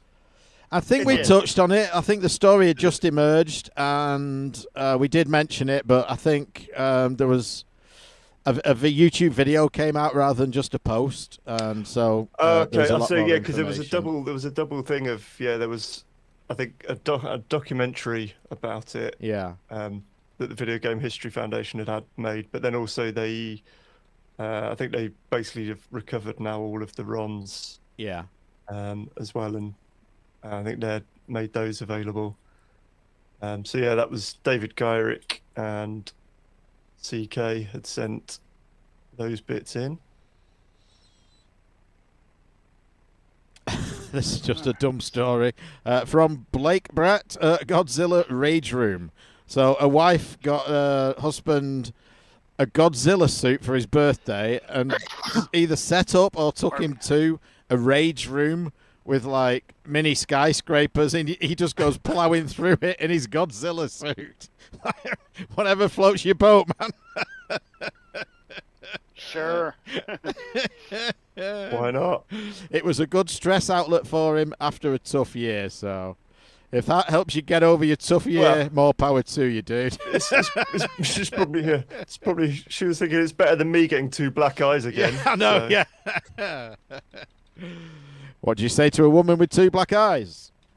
Nothing, you've already told her twice. Yay. Got one here from David Gyrich. Entitled Bad Sales. The beginning of an end, he asks. I don't know. Video game physical software and hardware sales just had the worst November since 1995. Well, it's very simple. There's nothing to buy. They aren't making games. What are you going to buy? Yeah. When you have one, like, you look at maybe just, oh God, 5-6 years ago when it was just game after once a month, there's some great new title coming out. So, yeah, you're going to see a lot more games being bought when you have games to buy. I think it's a pretty simple equation. And then uninspired hardware like the Switch 2, what is it? Oh, it's just kind of like, that's basically Nintendo's Atari 5200 is what that is. Why? What are you bringing that to the market for? I don't get the Switch 2 and the PS5 coming out when the previous ones are still out there. It's just dumb. Have one console, one set of games, write games for it. It's just, you're killing your own sales and you're annoying me. So stop it. And it's not going to get any better next for the next lot that come round. And that's before all the RAM business and all that shit that's going to fuck them over. Yeah, even hard drives. We're looking at buying hard drives, replacement hard drives for school. Hell, yeah. And the prices are doubling like within days. It's fucking stupid. Well, and don't forget, they are on that headlong crash. They want nothing more, one way or the other, than to get rid of that optical drive and go digital distro only. And then revocable, totally owned experience. Yeah. You get what you get when you get it the way they want you to get it. And the next thing, well, hopefully not, but I can kind of see it coming. PC hard drives getting harder and harder and less supported, and just forcing you into some sort of cloud. Yeah. Well, it ain't gonna happen. Yeah. Because No. I would think it would When- always be, as long as there's mediums. Mm. I mean, NASA's will, the NASA's will be a thing for the foreseeable future. I mean, yeah, I could see at the let's say at the laptop level, if any of your new laptops are basically lacking hard drives by design, which, yeah, I could see. I could see. I mean, obviously, I could see. I am seeing it. What am I saying? I could, Yeah. you look at any of the new Windows machines, they pretend the local drive doesn't exist. That's like none of your business anymore. They're trying to push everything over there. Why do they want all of your data on their cloud unless they're going to go pawing through it? Yeah. Jesus, people, think about it. But no, I mean, like for there'll always be local storage sufficient, even for large collections of media. But as far as off-the-shelf offerings go of laptops and stuff, yeah, I could see that being a problem. Yeah, in terms of chat updates, AD's just got up to the Linux chat, so I don't. Why is he I so don't know far if he's watching behind? us at like 0.001 speed or something. Or Maybe he's posting in the Dreamcast browser, which is now unsupported, according to Peter Gibbs. But he says it didn't have incognito mode anyway. But support for the browser has ended after 25 years. Now, if you try and hit Google with it, it says, update your browser. Your browser isn't supported anymore. Oh. Right, it's taken that long, to be fair. I know. I'm amazed it has taken that long. I bet there's some websites might still render. Maybe. Any that I've in terms written, of probably. physical media. Which reminds me, we do have an update on something we sort of told you about last month. That was the Computer Space Fan website. It is now fully ported over to a new site, new look. All the pages, all the information has been checked and updated. And Scott, you may have gotten an email. I can't remember when I set the forwarder up, but there is our own email address on there now, and it forwards to us both. I'll WhatsApp you access to the email account, so if you reply to anyone, you can do it from that email address. Just look all professional and snazzy and stuff. And we did actually get someone hit us up this month. Someone in Canada has a machine. It was already in the Rogues Gallery on the site, but it's changed owner. It was put on there in 2012 as for sale. And this is the guy who bought it, reached out to us. And he's owned it, since 2012. But he just reached out, said, don't know if you're still interested, but I'm just updating you. I'm currently fixing the monitor on this machine. I still love it, still have it. It's gorgeous. So, and he, in the email, he gives us a little backstory of it. So, he said, I'll reach out when I've fixed it. I said, well, yeah, fix it. Send us some more pictures and a bit of a write-up or whatever, and we'll put it on the site. So we now are controlling the Computer Space Fan website. Great. Well, I'll tell you what, I've got two to-dos for the next few days. I got to get the hardware flashback produced and up to you. Mm-hmm. And I want to write a kickoff article for the site, so I'll have that put together here. And, I got fleshed out. Give me a week or two. So I'll put together an article to kick off the Computer Space Fan Rebirth site. And then after that, I'm not sure what frequency, if I want to do a regular frequency or just whenever content comes up. But I'm going to do a semi-regular series of articles on that site to, have a little content there, a little support for it. So good on you for Mike for getting all that done for us, man. I mean, that was too cool not to preserve. I mean, if that had just gone away, that would be awful. And of course, creating all of that, maintaining it over all those years, just a tremendous effort that greatly benefited the community. So good on him for that, and good on you for fixing it. And I'll try and do my part and give it something to display. So sounds good. Sounds good. ComputerSpaceFan.com. Be there or be square. Hey. In lieu of games, Nintendo is making more money from lawsuits. Nintendo wins $8.2 million in damages over Wii controller patent infringement. Because,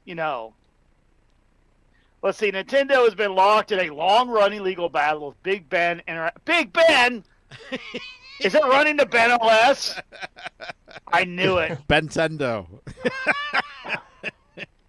So the Bentendo has graduated from the brown Ben to the Nintendo. He's getting sued because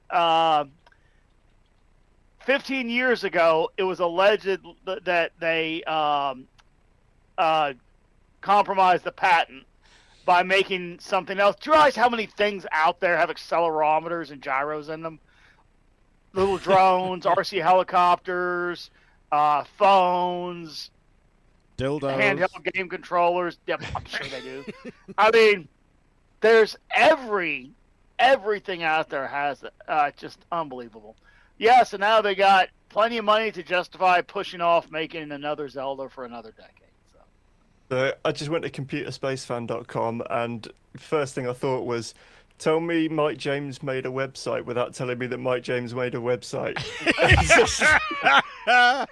It's different colours, some of them. Okay, all right. Once you've got a CSS theme, dude. Yeah, as I say, if it's not broke, don't fix it.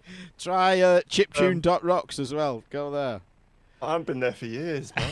used to sit with that on at work all the time. So going back to news, in terms of physical hardware and preservation, and things not disappearing forever, there is a application that's been made for the Analog Pocket. It's not quite fully functional yet, but it's called MROM, and it allows you to use the Pocket to dump your Game Boy and Game Boy Color carts and save data to your SD card, which I'm surprised hasn't happened before now. I was surprised by that when I read that. I thought, is that and new? I hope they expand it to all of the compatible cartridges if you own all of the adapters. But yes, very good news. A nice, convenient way to dump your stuff if you already have a Pocket, which I know some of us do. Mm. So one here that annoyed me. It's from Blake Brett. What? Not that Blake Brett annoyed me, but the story did. The Anduril Chromatic is the final straw. And this is the site Time Extension, and they've taken a stance, everybody. They're not covering any more Mod Retro products. Do you know why? Because that guy is an arms dealer, and he sells weapons, and they kill people, so they're not doing it. And I thought, those same weapons that he sells probably have gone a long way to helping you stay free and sit on your ass playing video games. So how about you shut the fuck up? What exactly is he? Wait, what's his? So it's the guy he's the him. arms dealer who also sells consoles. We've talked about him before. Palmer Lucky. Yes, Palmer Lucky. Oh, Palmer Lucky. Yeah, Yeah. no, of course. Yeah. So Palmer Lucky was Oculus Rift OG, and then now he makes. I tell you what, he makes stuff I wish we had. Like he's got this helmet set up, like you throw it on, and it links to cameras that are like hard shell, like very durable, and it links to teammates' cameras. And you can look around yourself 360, and then like look at your teammates' cameras of. All right. I mean, extraordinary things. That is tremendous. Unless you want your troops to lose, and then I guess maybe you've got a principled stand. Fuckwit. Yeah.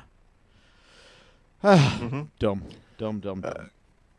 Gareth Hamer sent some more Resident Evil news, and that was that another version of the unreleased Resident Evil Game Boy Color port surfaced, and it's up to a 98% complete version, they claim, whereas before it was sort of missing quite a lot of it. So yeah, if you're a fan of seeing how that would have looked and worked out, kind of a bit like a worse version of the original Alone in the Dark, perhaps. But yeah, that is now, there is more of that ROM surfaced. One from Got one Gareth here from Hamer. Gareth Hamer. Is it the Are you same about one? to do the Game Boy Evil Resident Evil thing? No, that's the one random. I just did that.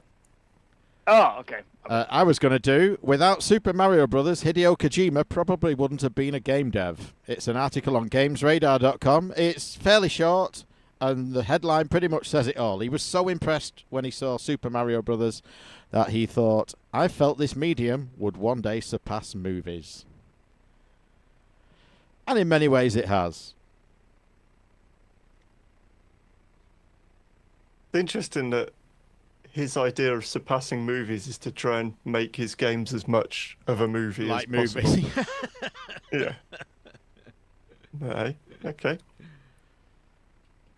Well, Gareth Hamer sent another one about a 8-bit demake of God of War called Bit of War. Now, honestly, I'm there's so many of these remakes and re-releases and remasters. I honestly don't want to see another one of those. I'm sick of it. I mean, quit remastering Final Fantasy 9.2 for the third fucking time and make a new Final Fantasy, right? But Exactly. Independent products like somebody doing a 8-bit demake of God of War, well, that's just pretty cool. Yeah, like your Halo 2600, Yeah, brilliant. Yeah, but when the company that should be out there making God of War 2026 is making God of War remastered of the first one, quit pissing around and wasting time. Yeah, so pretty. It looks like a good NES game, doesn't it? It's Yeah. God, it reminds me a bit of Bubble Bob almost. But clever, very clever. Yeah, some of them are along really similar good. lines. Yeah. Similar lines and also from Gareth Hamer. Story on Indie Retro News, Halo Zero. So looking a bit better bit more advanced than Halo 2600. This is like a side-scrolling shooter for the Amiga, Mega Drive, and Neo Geo CD. There is now a preview build of it available. And yeah, it looks like it could be a cool like Contra type thing, but obviously set in the Halo universe. One here from Gareth Hamer, followed by another from Gareth Hamer. The first one is Grand Theft Auto Vice City Project makes it playable in a web browser, should you choose to do that. And the second one, Modder builds giant Game Boy featuring a dreamy electroluminescent screen driven by custom graphics adapter with fully functional working buttons. I've got news for you, tomshardware.com. We know a guy. Yeah, his name's Matt Brown and he did it about 15 years ago. Maybe the screen's different, but it was huge and it had working buttons. And there were two of them. You could play two-player Tetris. It's like working buttons. Well, I mean, in terms of how Matt Brown's usual projects, yes, they were working more than most of On his the Friday things were. evening, they were working random. They- On the they Sunday worked longer morning, there than was a pile of sawdust. But that giant joystick, Atari joystick. Yeah. That seemed to break quite quickly. The ill-conceived. These pieces of fruit and tomatoes are your game inputs. the Sky Electric cars with cameras built in. Oh, Scott, maybe you could do something like that now. Maybe there's smaller The and technology light has enough caught cameras up, to do yeah. that now. Well, they literally have FPV camera rigs where when you turn your head, it looks around and looks up and down. And then they have if you go, I think it's on it's Thingiverse or Printables. There is a slot car chassis meant to be a camera car sled, so that you put the camera unit on the car and then All run right. around the track. So I don't know if that would be. I don't know. It'd be easy enough to try, but I don't know if that's really my thing. But yeah, it's super easy to do these days. You could be an but he was the first. influencer. No. So, got one here from Gareth Hamer. Capcom's creative legacy comes to life at Gaming Giants Tokyo Expedition. So, I guess they did an exposition in Tokyo, and it's just kind of a picture of the wall here, and then some other pictures. But the timeline wall, there was a similar one that was done at Mike, there's a museum that you and I stopped at over in England that was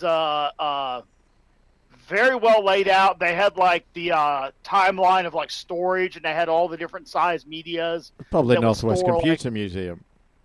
They had some on the Could walls, be. along the walls. Could have been It was the same Cambridge. place Could have that been had Cambridge. the macro processor instead of the microprocessor. Oh, that was yeah, all around the room kind of thing. That was Cambridge. Yeah. Yeah.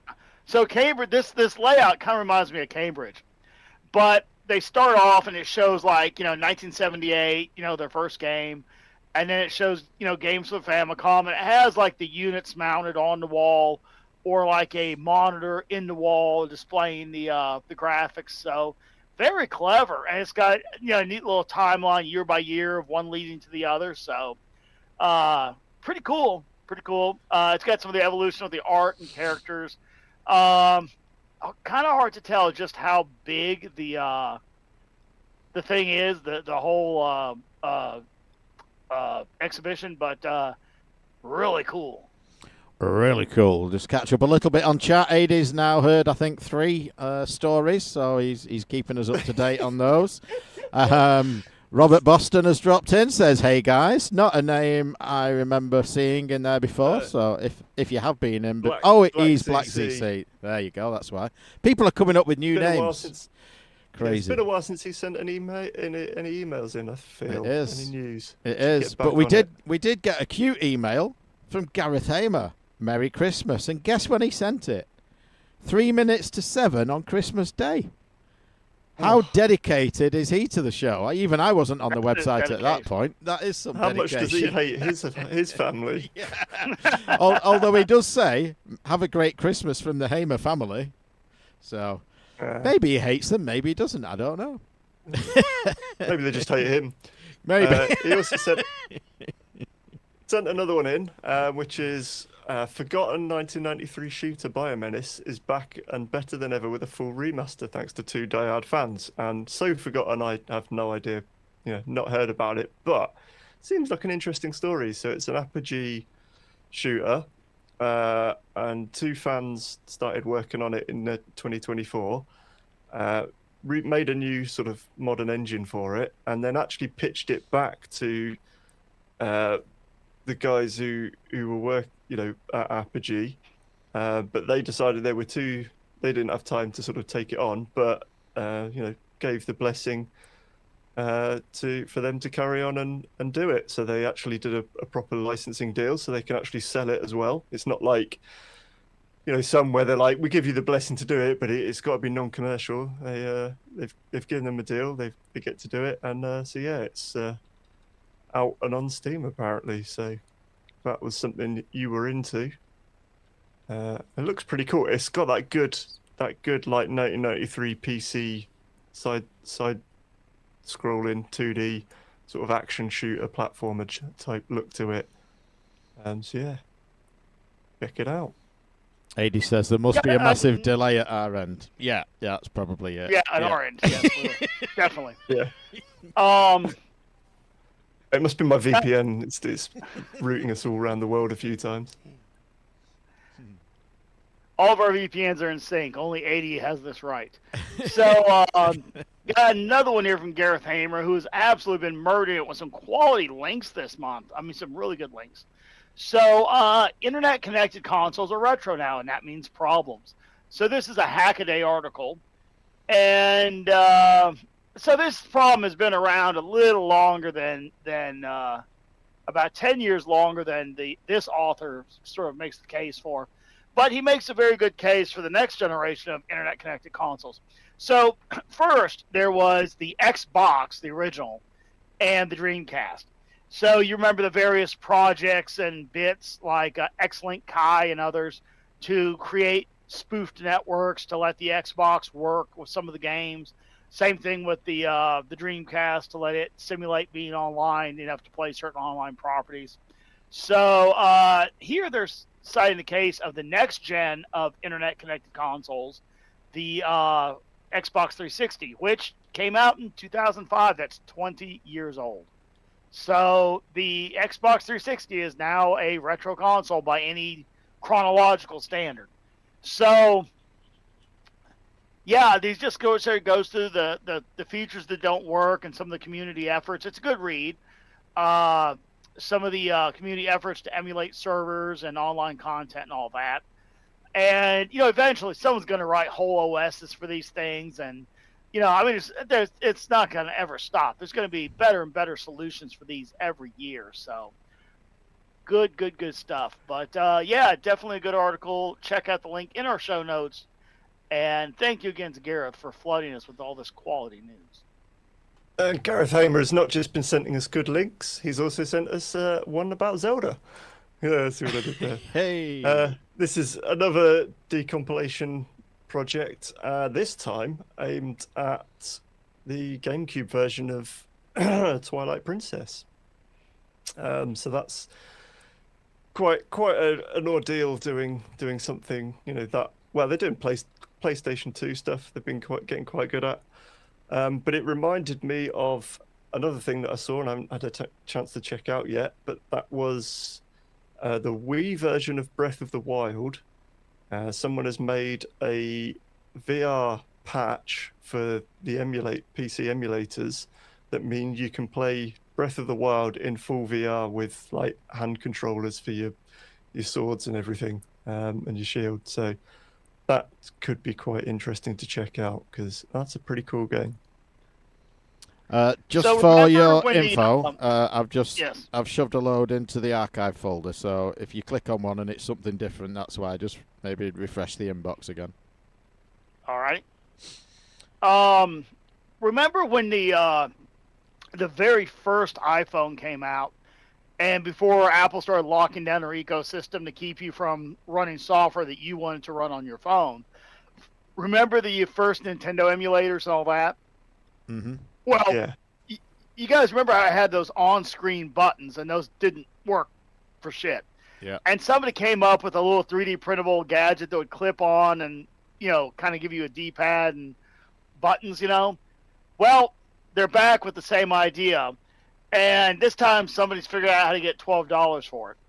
But it's basically a 3D printed D-pad and buttons that goes on your phone screen, and then gives you D-pad and buttons to play these games. So yeah, it's called Play Tiles. It's looks like a little it looks like a D-pad and 2 buttons on a little plastic card that sticks on your phone. So yeah, I suppose do it again.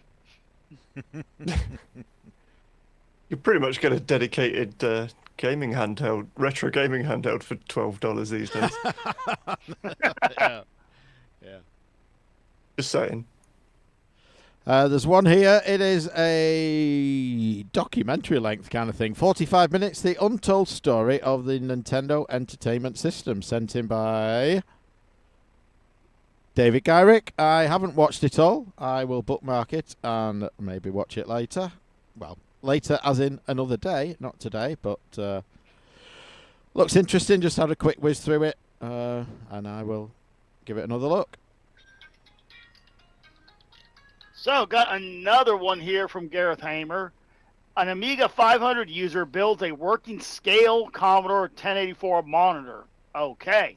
Now, I've been saying for a while that some of these companies that do these retro products could really make some like bezels. Like, let's say you made just like the monitor in front of you, like a 22-inch or 24-inch, whatever you got. If they made a bezel that, maybe make it in 3 popular sizes, and the bezel would, if you did it in quarter, so it snapped together, around the screen, I think it would look pretty cool. But this guy did a 1084 and modern screen in a printed shell. So I think it looks pretty good. I wish more and more of this stuff would get done commercially, but even if they just did the STL and gave it to people to, like, let's say you bought. So obviously here he's got RetroGame.biz's Amiga Mini. So he made a mini monitor for it, right? This is the kind of thing that RetroGames.biz should do when they're not out cutting deals with distro companies. They should, get with a guy like this and say, hey, make us a 4-part bezel that we can have on the website. You know, that would be freaking killer. So, well done there. Well done. Very nice. Cool. Peter Gibbs said one in that says, seems like BS. It's a link to a story about an extremely rare East German game console from the late 1970s, tested. The only such device produced by the communist GDR, bought at $1,000 for auction. It's just it's a Pong machine, like we'd have a Binatone here. It does go to a YouTube video, not watched, but yeah, seems like a lot of money for something like that, but. Charlie sent us one. The link isn't working at the moment. It may get fixed, it may not. But it says, and I don't think any of us will be too surprised by this, Nintendo's new user agreement allows Switch 2 consoles to be bricked.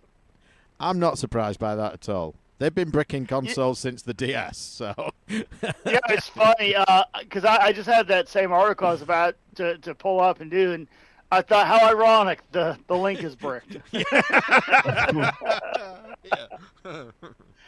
Now, Nintendo's lawyers out again, killing websites. Take down that website that tells the truth about what we did. But yeah, it's interesting because they've done this forever. And I wonder maybe if there was a lawsuit that got a little too close for comfort, or if I don't know. I don't know how this went down. Or maybe they said, let's just get some performative language in there that we can brick the device because we're going to get more aggressive. I don't know. As they go to, digital only, do they want to, be more aggressive about bricking you if you try and harvest those ROMs in some way, or figure out how their system works? Maybe they want to, I don't know, but it seems to be unnecessarily hostile. And I'm not a customer anymore. I mean, dude, I bought every console that came out, even if just to have the hardware. And I finally said no at the Switch 2. I'm just not buying it. It's just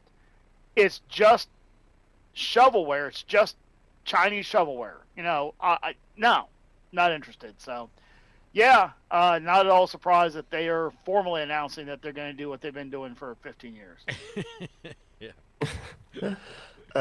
One we should touch on before we run out of time and forget, that's further down the list, sent in by me, CK, Peter Gibbs, possibly some others I've not spotted. That was the news that Sega's co-founder David Rosen passed away on Christmas Day. Bunch of staries out there. If you want to read up on him, essentially worked in the U.S. Air Force, stationed in Japan, and then stayed there for a bit. Started his own company doing importing coin-operated machines, and then got together. I can't remember who with now, but it was merged with Nihon Guraku Busan Limited, which is a Japanese firm, but also founded by Americans. But they created service games, which was essentially Sega. And so, yeah, he was the CEO, managing director. And then, they went on to become arcade and console giants, and then piss it all away, and then sort of slowly crawl their way back into being a somewhat successful publisher again. There's a few I just want to cover because we're probably going to wrap up in 5 or 10 minutes. I know some of us have got things to go and do. And maybe people watching and listening have as well. But there's a couple I want to hit. But just briefly, I wanted to mention, Scott, the interview this month is Malcolm Evans. Old British guy, did 3D Monster Maze on the ZX81. But he started off in spaceflight. And he was part of, and I can't remember the name exactly, I think it's Black Arrow.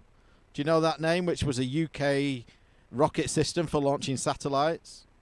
Anyway, he worked on that. Top of my head, but I mean, I can look into it. Yeah, but he mentions that briefly. I didn't know enough about it at the time because I knew he worked in spaceflight, and I did ask him some questions around that. But then he mentioned the name of it, which I didn't know from doing research. I couldn't find, specifics, and I just didn't have enough information to ask him about it. I was just curious if you knew of it or what it was. But he's an interesting guy to listen to, and nearly died a few weeks before the interview as well. Drove onto a train track and his car exploded. The hell? Yeah, I think it was an electrified one. Maybe hit I'll the get third it. rail or something. So The train, yeah, I was going to say the train right will be a car. Or both. just scrolling down, there was a where was it now? Well, I was going to say something else I want to do before we finish. As it's getting late night and steamy, I have sent one in called Balls and Boobs, and this was that people have actually found what turned out to be official lost levels of the Vita Super Monkey Ball game, which featured lots of bikini. Just the ground, instead of being the checkerboard pattern, was just lots and lots of pictures of Japanese bikini models with, in fact, 3D breasts, which make it very difficult to control a monkey ball as you roll around a level. So yeah, it was thought that it was maybe a fake, but it was it was definitely a thing. There was some codes or something that got released it, but now with the beauty of like jailbroken firmware and stuff, you can patch your game to sort of unlock it all. So yeah. So this is one of them. Scott, you might want to take a look at it. Alan Hedgerus sent it in on the 16th of Jan. New CRT TV, and is it what it says? They're saying they're making a new CRT VCR combo. So, like, is it a brand new tube they're manufacturing? I got two queued up here. Let me hit those two, and I'll grab that one, okay?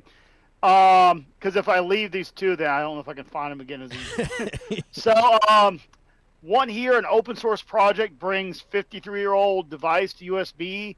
This, for a lot of guys that have sort of, retro lab gear, which just doesn't die. I mean, a lot of old electronics gear is perfectly good and sometimes very well suited to a task where modern gear might not be. So anyway, 488, IEEE 488 is a serial interface that appeared back in the 70s. But it now has a driver. It now has a Ethernet bridge. So you can plug it in and then plug in the Ethernet cable, and you can connect all this lab gear. So, but the way it used to work is you had the 488 interface, and you would do like connector, you would daisy chain from device to device to device. So you could hook up your meter, your scope, signal generator, and then run all this stuff from a PC. But that functionality has long since been dead. Now, I think quite effectively revived for a lot of classic gear. So that is good stuff. That is very good stuff. Next up, let's see. Got this one here. Stick this one in your Donkey Kong. And I guess there is not a demake, but a lost game where Atari basically tried to do Rock Band or Guitar Hero, except like an 80s, of course, of the time. So you never know how old certain ideas are, but they found this on an old VAX backup tape. So think about how many tapes, like how many like old DLTs and stuff are out there. New old games will be discovered forever. So, Mike, the game that the link that you were mentioning, the CRT, I'm looking for that. Alan Hedger sent it in on the 16th. Yeah. I've found the key paragraph on it, which okay, blah blah blah. It's got a fully functioning VCR. Will play VHS tapes. Okay, great. The modern screen emulates the same visuals as the CRT for that grainy classic cathode ray tube feel. Boo. Boo.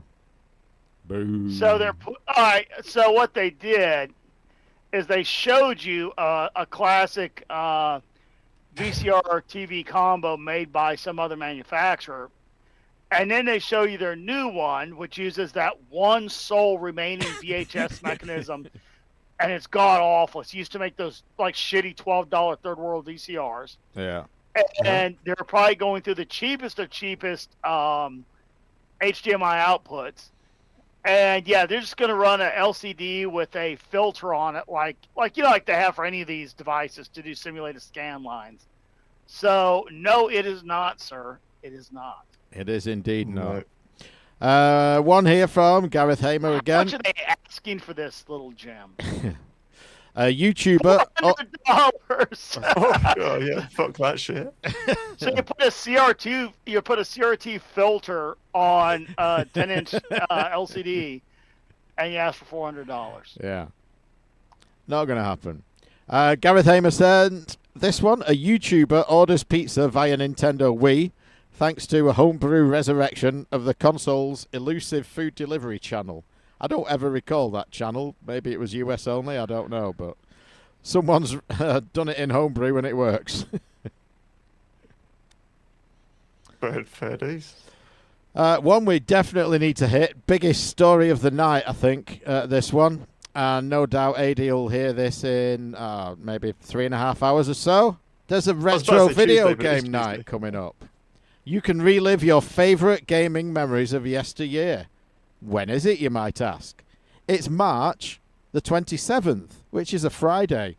Where is it, I hear you cry? It's in Camborne. Where's that? It's where AD lives. It's round the corner from his house. And you can buy tickets at this link. It's retrovideogamenight.com. March the 27th, 2026. Camborne is the place to be.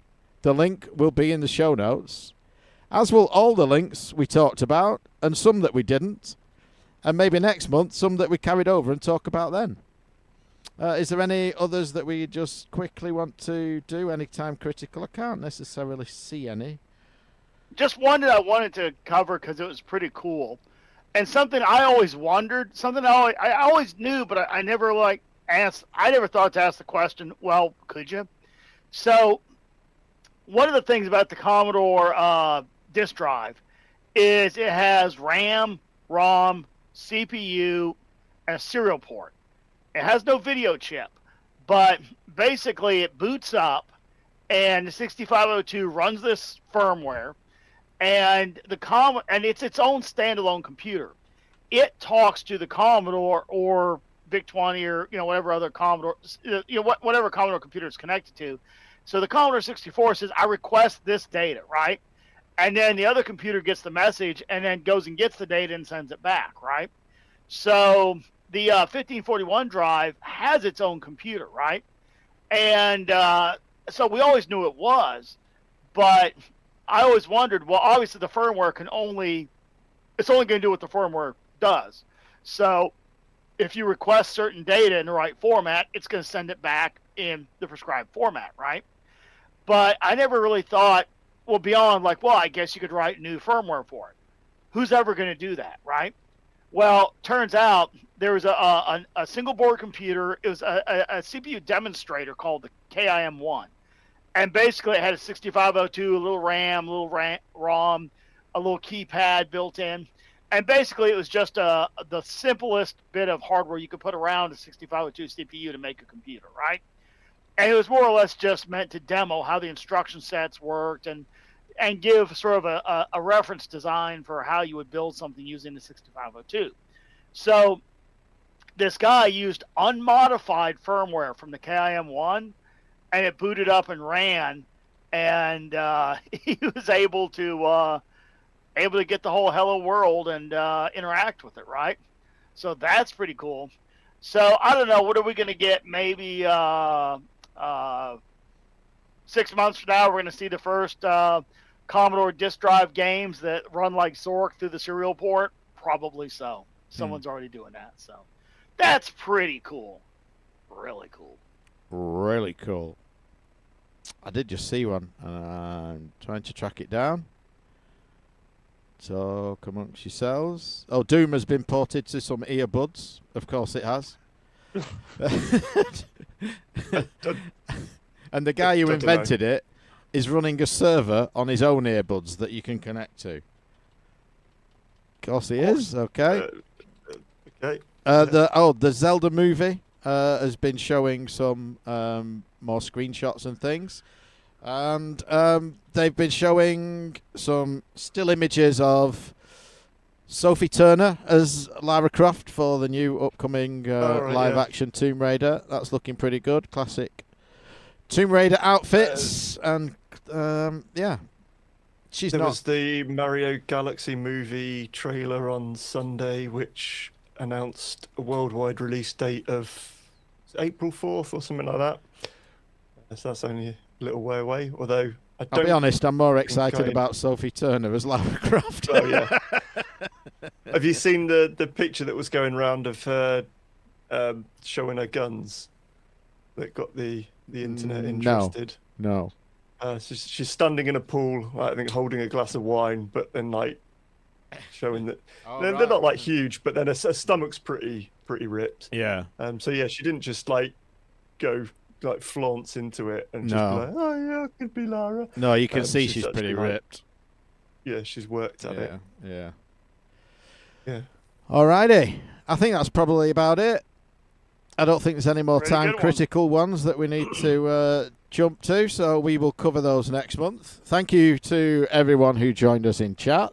Thank you to AD, who has heard about 3 news stories now, keeping his finger on the pulse of news. Thank you to everyone who sent news in. Continue to do so. We will eventually get to them. And we've not forgotten, by the way, that's I meant to mention earlier when we were talking about the 360 being online and 20 years old. We've not forgotten. We owe you a discussion on, moving the goalposts for top 10s. It's just a bit of a bitch at the moment. I think all 4 of us should be in on it, and it's a bit of a bitch to get all 4 of us together. We managed it for the top 10, but haven't managed it again for that segment. But we will try and get that in sooner rather than later, and then we can open up the top 10 to a bit of newer stuff. So we will do it. We just haven't done it yet. We need to. Fear not. It will happen. I don't know. We've barely scratched the PS2 GameCube library. We haven't, and I would probably never pick a 360 game, having played about 3 of them. But it's definitely worth the discussion. And there's some newer stuff, the Wii stuff, the Wii U stuff that's maybe of a similar era. Anyway, we'll get into it. Let's not do it now. Yes, thank you, everybody. More, Mike. I know you said let's not do it now, but just thinking out loud as you speak there, I'm far more inclined to bring up Wii games than I am 360 games. Yeah.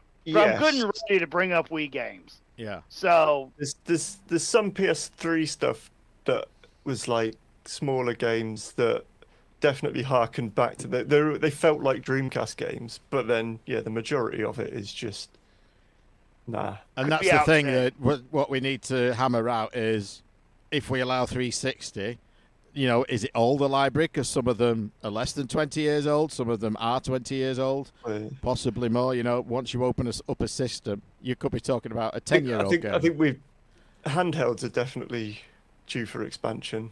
Yeah. Yeah, all right, we'll have that debate. Oakley dokley. Thank you, everyone, and Happy New Year to everyone. And thank you for all your Christmas wishes and your continued patronage of this little old podcast. Say goodnight.